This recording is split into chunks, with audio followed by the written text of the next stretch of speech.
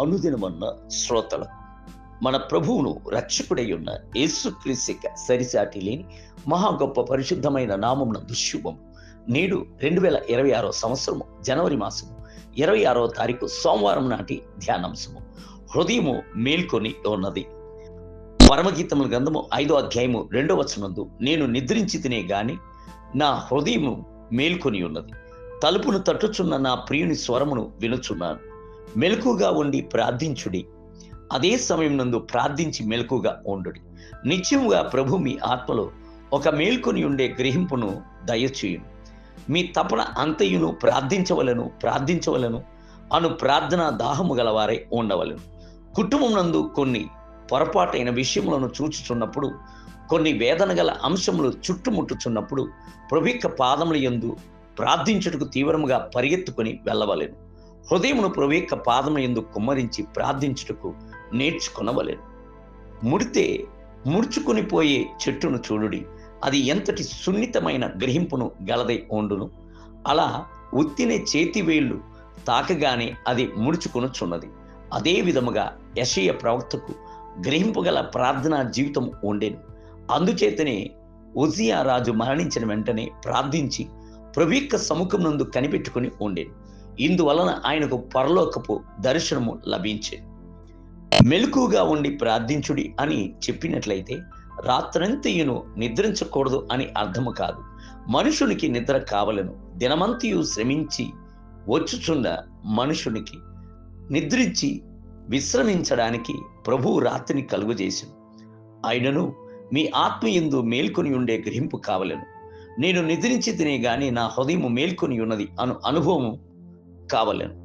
ఆత్మలో మేల్కొని ఉండే గ్రహింపు ఉంటేనే ప్రియుడు తలుపు తట్టుచున్న శబ్దమును వినగలము. ఆయన ఏదో ఒక ప్రాముఖ్యమైన అంశమును మీతో పంచుకొనవలనని కోరుచున్నాడు. ఏదో కొన్ని ప్రత్యక్షతలను దర్శనములను ఇచ్చుటకు కోరుచున్నాడు. ఆయన యొక్క స్వరమును వినున్నట్లు మీ యొక్క ఆత్మలో ఒక మేల్కొని ఉండే గ్రహింపు ఉండవలెను. మీరు నిద్రించుచున్నప్పుడు ఇతరులు మీకు తెలియకుండానే మీకు విరోధముగా కుతంత్రము చేయవచ్చును. మాంత్రికుల యుద్ధకు వెళ్ళి చేతబడి శక్తులను ప్రయోగము చేయవచ్చును. అది మీకు తెలియకుండా ఉండినను పరిశుద్ధాత్మనికి తెలియను. ఆయన కునుకొని కనులు గలవాడు. ఆయన మీ యొక్క ఆత్మలో మేల్కొని ఉండే గ్రహింపును ఇచ్చి లేచి ప్రార్థించేటువంటి ఒక భారమును ఇచ్చును. అలాగను మీరు పోరాడి ప్రార్థించుచున్నప్పుడు సమస్త అంధకార శక్తులను విరిచి సాతానిక కుతంత్రపు ఆలోచనపై మీకు జయమును అనుగ్రహించు. నీకు విరోధముగా రూపించబడిన ఏ ఆయుధమును వర్ధిల్లదు. నీకు విరోధముగా న్యాయ విమర్శల్లో దోషారోపణ చేయు ప్రతి వాని నాలుకను నీవు నేరస్థాపన చేసేదు. ఇది యెహోవా సేవకుల యొక్క స్వాస్యమును, నా వలన కలుగుచున్న వారి నీతి ఇదే యెహోవాకు. యెషయా గ్రంథము 54వ అధ్యాయం 17వ వచనం. దేవుని బిడ్డలారా, ప్రియుని యొక్క స్వరమును వినున్నట్లుగా మీ యొక్క చెవులు యందు మేల్కొని ఉండే గ్రహింపు కావలను. రాత్రి సమయం నందు మెలకువ కలిగి మీరు ప్రార్థించుచున్నప్పుడు రాత్రి వేళ కలుగు భయమునకైనను, పగటి వేళ ఎగురు బాణమునకైనను, చీకట్లో సంచరించు తెగుళ్ళకైనను, మధ్యాహ్నమందు పాడు చేయు సంహారపు రోగమునకైనను భయపడకుందురు. 91 కీర్తన 5 మరియు 6 వచనం. నేటి ధ్యానమునకై నీకు అపాయమేమీ రాదు, ఏ తెగుళ్ళు నీ గుడారమును సమీపించదు.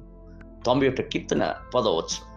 నేటి వేద పఠనము ఉదయం నిర్మాకాండము 14 మరియు 15 అధ్యాయములు, సాయంత్రం మత్తయి సువార్త 17వ అధ్యాయం. ప్రభు మిమ్ములను దీవించునుగాక. ఆమేన్.